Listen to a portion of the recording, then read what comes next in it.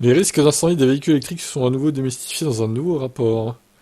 Et on met évidemment en image une Tesla brûlée. C'est de circonstance, du coup.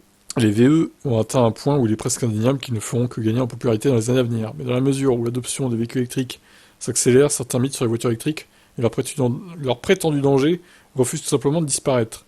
L'une d'elles est l'idée sur laquelle les voitures électriques sont très sujettes aux incendies.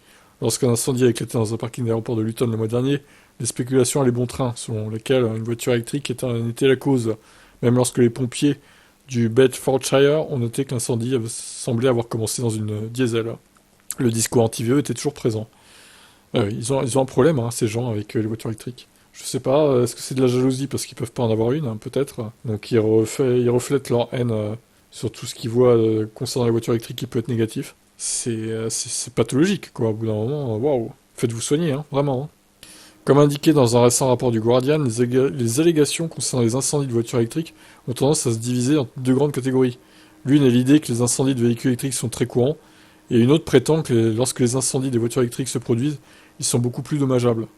Alors, la première est fausse, clairement. La deuxième, bon, c'est vrai que quand une voiture électrique prend feu, si c'est une batterie NMC, nickel manganèse cobalt, c'est un peu dur à arrêter l'incendie, c'est vrai.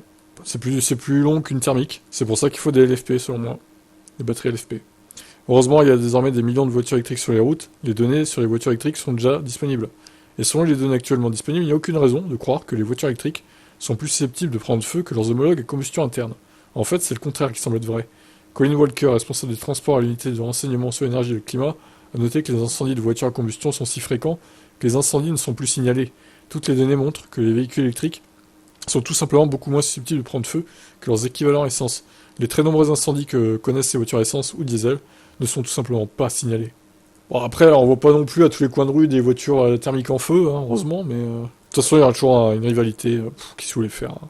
Ils continueront de dire que les voitures électriques c'est dangereux, que ça pollue, que ça détruit la planète, que le thermique c'est mieux, que ça pollue pas, que c'est bénéfique pour la planète, les voitures thermiques.